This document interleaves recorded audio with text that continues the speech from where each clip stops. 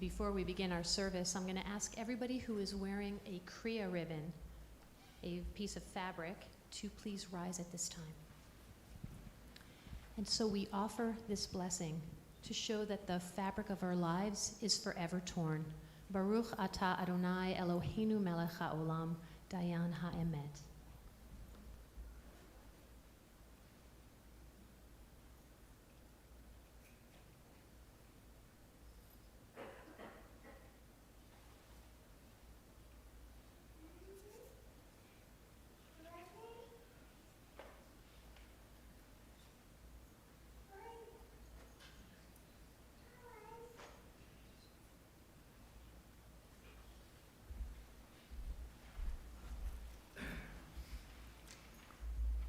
We have a children's policy here, which I want to say before we begin our service, and that is that children who are loud and rambunctious during a ceremony are welcome. It is the music of the future.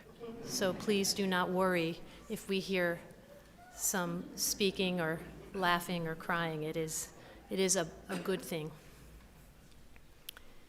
And so we begin this service by saying that the music of this life has ended and the final chord has been played, yet the symphony continues even after death. Its melodies filling our memories, beauty in life, harmony of love and friendship remain ours to savor. Energetic tempos of youth blend into stately rhythms of age, leaving their mark on the passage of time. Recalling moments of haunting beauty as well as measures of discord and pain, we pause quietly, remembering. For one, a final note has sounded, yet we hear the melody lilting. Lingering, the music flows, guiding us to create our own symphony.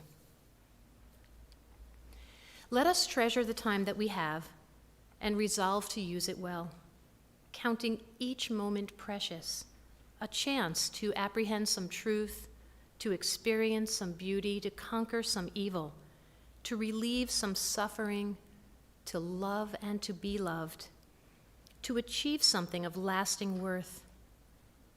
May we fulfill the promise that is in each of us, and so to conduct ourselves that generations hence, it will be true to say of us that the world is better because for a brief space they lived in it. At this time, I'm going to invite Frank Cargill to come to our lectern to lead us in a song called Yesh Kochav, There Are Stars.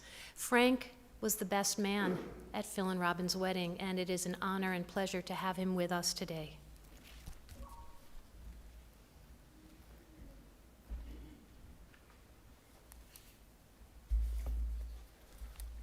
There are stars up above, so far away we only see their light, long after the star itself is gone. And so it is with people that we loved. Their memories keep shining ever brightly, so their time with us is done. But the stars that light up the darkest night, these are the lights that guide us as we live our days. These are the ways we remember. We remember as we live our days. These are the ways we remember. We remember. Yesh kochavim she'ora migi aratza, rak asher hem atzmam avdu vinam. Anashin zizi chramir, kalasher hem atzmaminam o betochenu.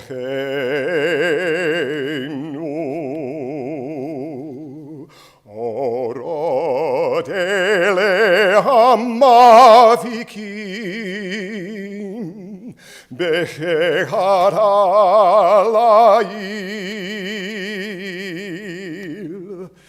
הם שמראים לאדם הדרך, הדרך. הם שמראים לאדם את הדרך, את הדרך. As we live our days, these are the ways we remember. We remember as we live our days. These are the ways we remember. Remember. We remember.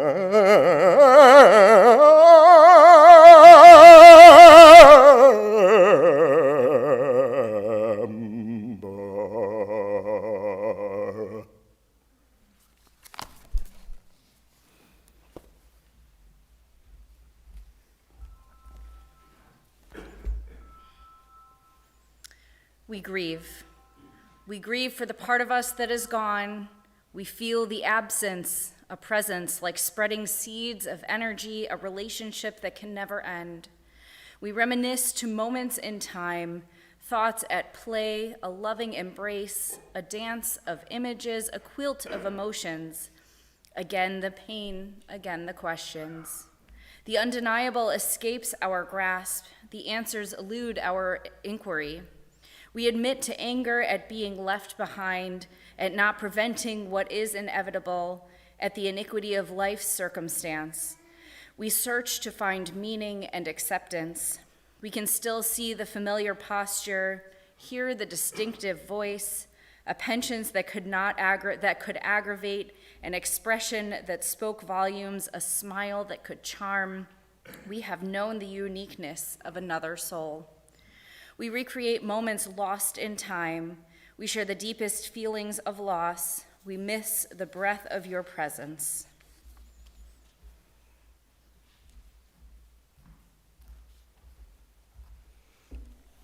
When I die, give what's left of me to children.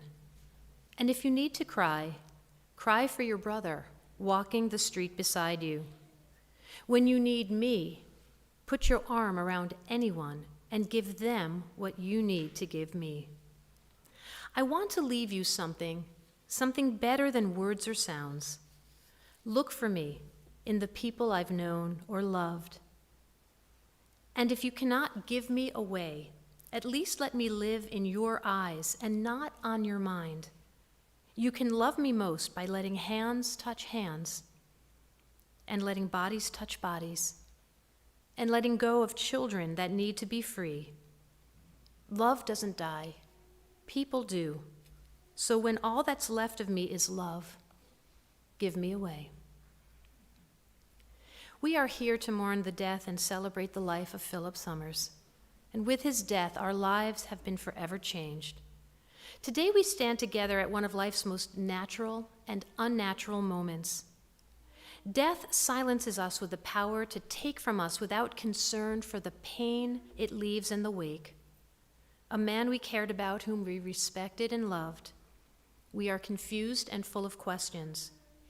Words catch in our throats as we try to give voice to our grief. We'll try to speak of Phil's life, and it sometimes will be painful and difficult.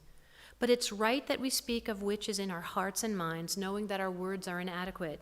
They could never fully capture the depth of the pain that touches our hearts this day. But words are all we have. So I say to you, Robin, to lose your husband of 21 years.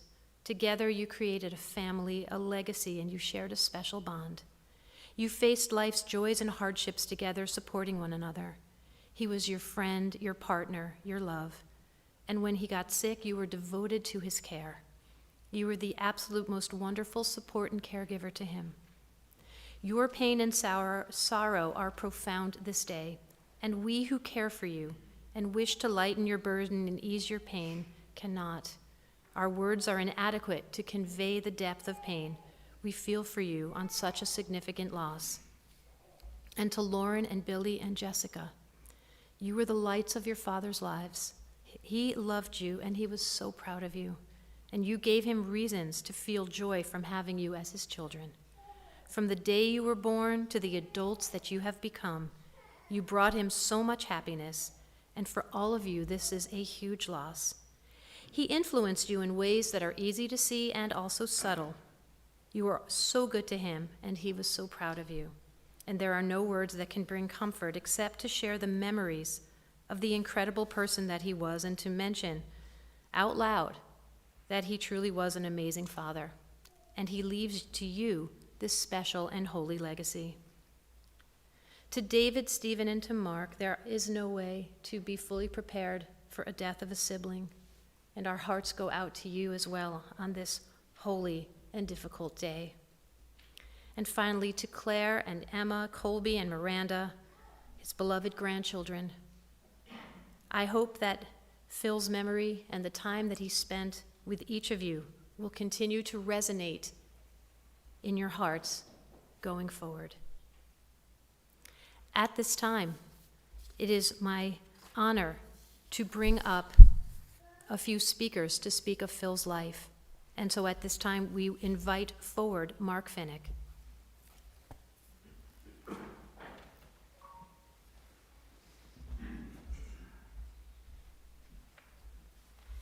I have to share, as much as we're grieving Phil, there was a moment of relief today when the rabbi told me I was not following Frank.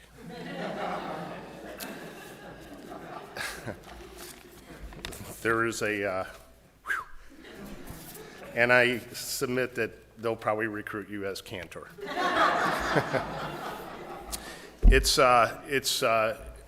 It's timely and it's coincidental that you started the service today about music, because that's where Robin and Phil met cute, when both signed up for guitar lessons at the Old Town School of Music, of folk music.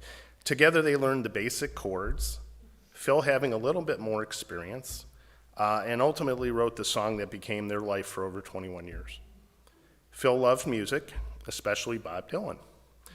And I remember fondly a discussion about my passion for the Grateful Dead and how excited we were that they had announced a joint tour. I remember this like yesterday, including the moment Phil leaned over to me, kind of slinty-eyed, and whispering in my ear, "Bob is in the house." His smile went from ear to ear, and while we enjoyed the music, he just kept smiling, which had nothing to do with that funny smell of burning rope that wafted lazily in the breeze. Phil loved to tell the stories of his upbringing in India, and he provided me very, very helpful guidance when I started traveling there. I'll be there next week, and I will indeed pay tribute to him by enjoying another passion of his, a great Indian meal, which he introduced us to with great gusto. Phil loved Robin, Lauren, Billy, and reveled in every aspect of their lives. He loved Jessica. He treasured his family. I remember during a family vacation in the Outer Banks, Phil nervously telling us, whispering to us, he was going to propose to Robin by taking her out, just the two of them, on the beach at sunset. And we all watched them walk arm in arm to a serene spot where we later learned that they were met with a swarm of mosquitoes. Upon their return, neither could have looked any happier, welts and all. It was also on that trip that Phil earned his name Philvis, after he introduced Dean, myself, my brother Ray, to peanut butter, bacon, and banana sandwiches, not really bacon.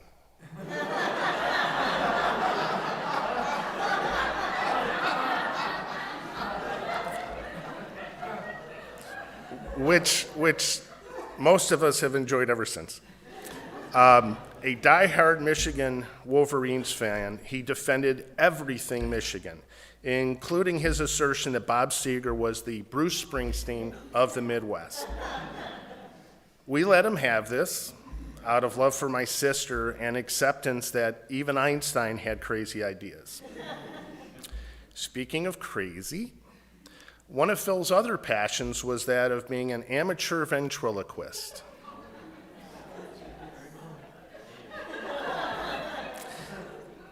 He was very thoughtful to wait several years into his romance with my sister before introducing us to Jerry Mahoney. And it was at least a few months before we came back to that house after being traumatized by the whole experience. Phil was also very competitive, so much so that when he taught us the game of dominoes, the rules always seemed to change. We came to call these Phil's house rules, which may have had something to do with why we ultimately moved the game to my house. Phil worked very, very hard and provided very well for his family. We all marveled at his stamina as he traveled regularly to China. Robin held down the fort in Naperville, and upon his return, appreciated the name brand designer gifts that Phil bought at the open market. And then Robin watched quietly as they mysteriously disassembled as quickly as they were built. Phil was an awesome dad to Lauren and Billy, Jessica, taking great pride in all their achievements and accomplishments. He cheered Billy on the field and watched with admiration as Lauren achieved various leadership roles at school. Everyone knew Phil loved them unconditionally and always had their back. He still does and always will. Phil was a loving husband, a father, an uncle, grandfather, and brother to all. He'll be greatly missed, but he leaves a legacy full of love and joy. And so I'll end with these two messages. Sadly, Philvis has left the building. And number two, with pain and apologies to my Ohio friends and family, go Blue.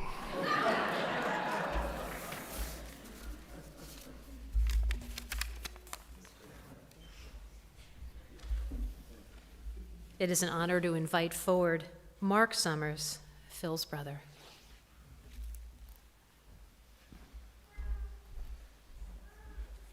Maybe I should have gone after Frank. God. And whoever was staying in room 511, the rope was burning all morning. Phil could charm the spots off of a leopard and try the patience of a saint. Fill in your experience. Son, brother, husband, father, grandfather, uncle, cousin, friend, he loved and was loved. In the obituary, there was reference to his favorite memories being his youthful time in India between the ages of 10 and 15. I remember those days for many reasons. Amongst them was the fact that at some point David had come back to the U.S. and our parents decided Phil should have extra allowance every month because we were in boarding school in the Himalayas, and Phil would take Steve and I downtown to a restaurant or a stall, whatever it might be, maybe to a movie. And as my luck would have it, but maybe not yours because you're going to have to listen to it, I started scratching out little lines of poetry over the last couple of years, reminiscing about those days. And that kind of speeded up when my mom was passing. So just a few short miles from our boarding school. Easy walk those days. 6,000-foot elevation, young legs, lungs that could take anything. It seemed like it took a few minutes to get from boarding school downtown. And if you've ever been to any old world bazaar, maybe you'll catch some of this. If not, sorry, this is for Phil anyway. But if you wanted to immerse yourself in a culture, step into an old bazaar. It will inspire you, It will leave you in awe. It will in many ways repulse you. It's everything good and everything bad, the lowest of the low, the highest of the high, vibrancy, it's life. And so it's going to be hard. I said I wouldn't do this. I scratched out a few lines a few months ago about old bazaars, not bizarre, bazaars. Old bazaars and motor cars, merchants, every kind, vermilion, yellow, and indigo, colors all divine. From stall and cart, spice and sweet aromas fill the air. Sacred cows and long-eared goats, cinema music blares. Midst rickshaw bells and beggars' pleas, minarets call to prayer. Old bazaars, a world afar, the colors of our mind, what others read in storybooks and sang in nursery rhymes. There, Prince and Sweep, both children played, as happily you and me. So long ago, so far away, so much that we did see. So long ago, so far away, we boys abroad the sea. Now here in autumn's ember glow, our warmest memories. To this I added an extra line. And so to you, a glass we raise. To life, L'chaim, to old bazaars and youthful days.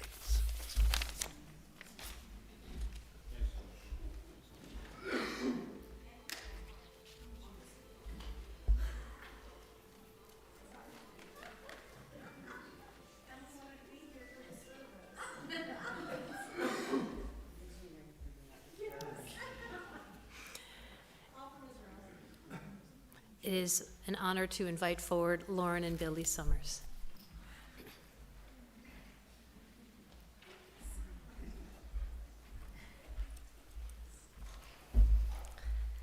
Thank you all so much for coming today. My mom, brother, and I could not be more grateful for the love and support we have received in the last month. My dad was someone who wasn't hard to get to know. His goofy personality shone through in every conversation he had, and his curiosity and desire to get to know everyone he met made people feel special whenever they talked to him.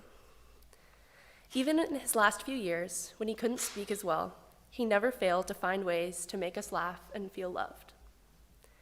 My dad had a way of finding joy in everything. Every grocery store run involved him stopping and smiling at every child he saw just because he loved their little laughs. Our dog, Bo, though he unfortunately didn't get the invite today, was my dad's pride and joy. Wherever my dad went, Bo followed. Nothing was sweeter than watching my dad find so much joy in his puppy. Even when I'm at college, I think I talk to my dad more than I talk to my own roommates. We'd call between every class and whenever I had a quick minute to say hi, because no matter what, it would always brighten my day. He loved listening to me talk about whatever was on my mind and show me his dance moves over the phone. He had this way of always making you feel okay, and on my hardest days, he's been the one to hold my hand. Some of my favorite memories with my dad were spent at the lake, driving the boat in circles for as long as we could, or grilling on the porch while we watched the sunset. The lake was one of his favorite things, alongside the University of Michigan, the Grateful Dead, and ice cream sundaes. He loved being outside and looking out onto the water, always finding so much peace in nature. I hope these little things I've always loved about my dad become a part of me and the way I live my life. Though my dad would say Bo was his best friend, I would say my dad was mine. While it's been difficult facing the reality of living without him by my side, I feel so lucky to have been loved by the best role model and father I could have ever asked for. Thank you.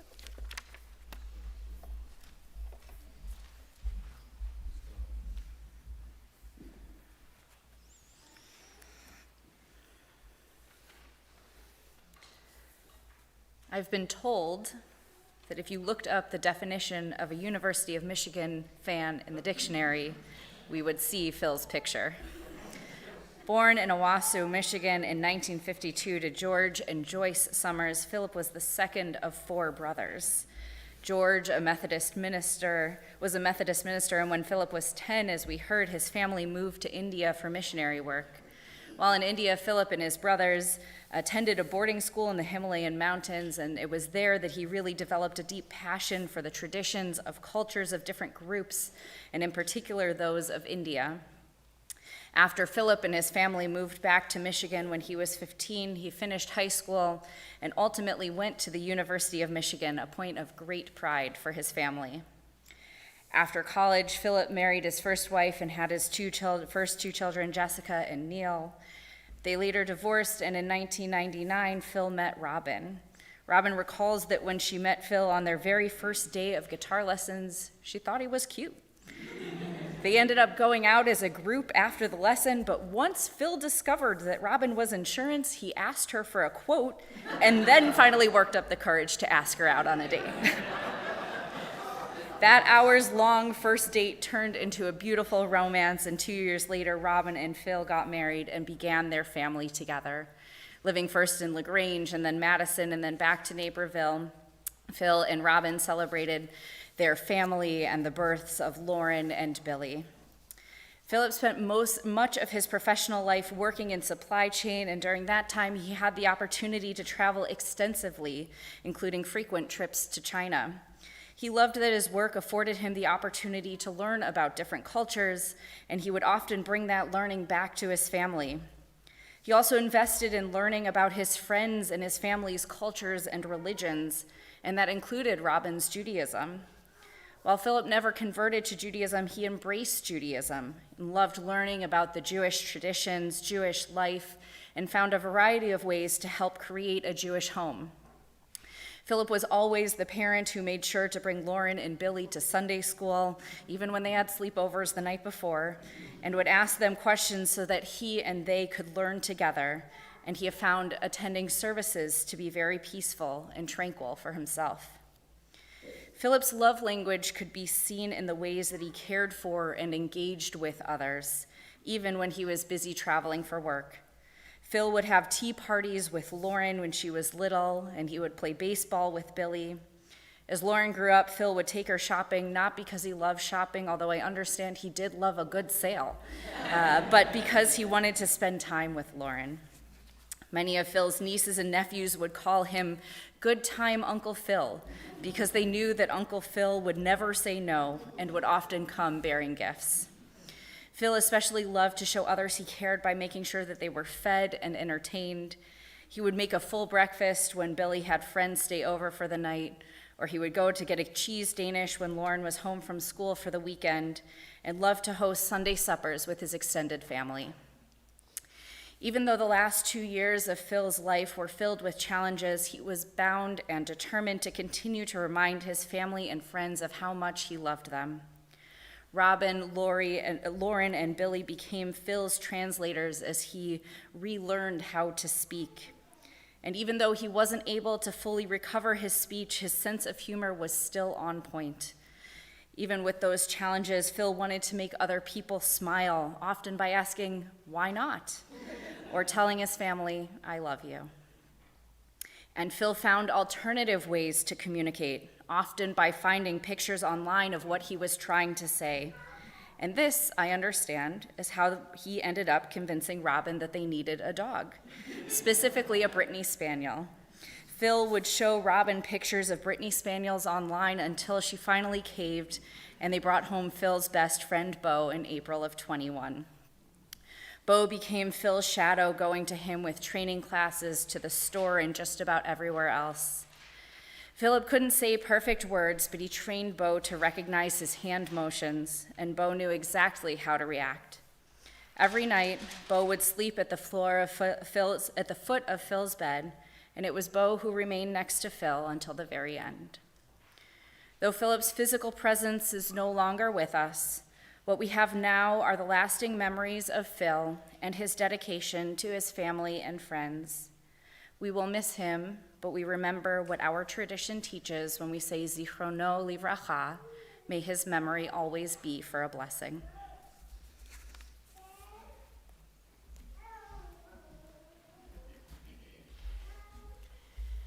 Throughout our lives, we are born into and we create bonds with others that we encounter.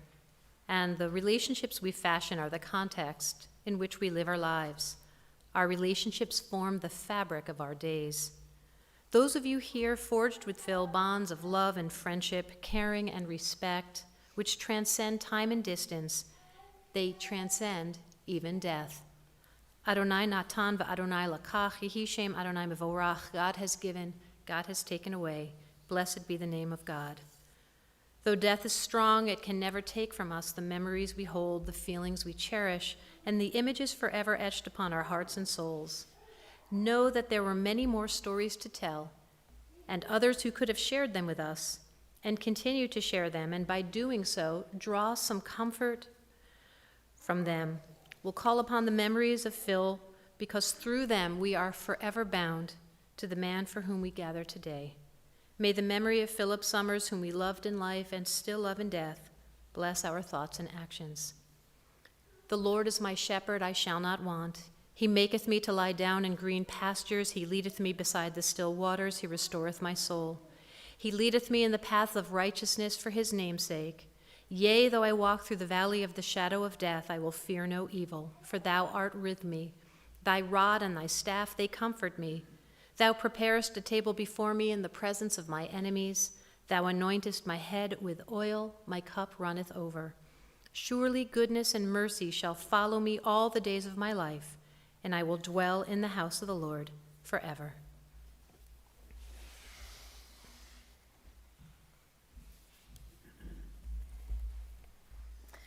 The cycle of life unfolds. Just as we rejoice in new life, we mourn its final ending, the inevitable death of those whose lives have touched ours. Today we join with others as we say aloud the words which will help us to recall those we have lost. We remember the moments we have shared, the laughter and the tears, the beauty and the pain. Inevitably, as our lives intertwined, as we have touched one another, we have been influenced, changed, and enriched by their presence. And so as we mourn Phil's loss, we celebrate his life. Thus the cycle continues, his life forever marking the continued unfolding of our own. And I ask, if you are able to do so at this time, to please rise. We will recite the Kaddish Yatom, the Mourner's Kaddish, for those who care to join in. Yitgadal v'yitkadash shemei Rabbah, v'yalma divrach yirutei v'yamlich malchutei, v'chayechon uv'yomechon uv'chayei dechol beit Yisrael, ba'agalal uv'zman kari v'imru amen. Yehi shmei Rabbah mevorach le'olam u'amei almaya. Yitbarach v'yishtabach v'yitpa'ar v'yitromam v'yitnaseh. V'yithadar v'yitaleh v'yitalal shemei dekudesha b'richu. Le'ela min kol birchata v'shirata, tushbechata v'nechemata, da'amiran be'alma v'imru amen. Yehi shlama Rabbah min shemaya, v'chayim aleinu v'al kol Yisrael v'imru amen. Oseh shalom b'imromav, hu ya'aseh shalom, aleinu v'al kol Yisrael v'imru amen. Amen. May those who mourn and those who know sorrow and pain soon know comfort and peace. And let us say together, Amen. Amen. At this time, I'm going to invite the family to depart from the sanctuary while everyone remains standing. And once they are out, you are welcome to come out of the sanctuary as well.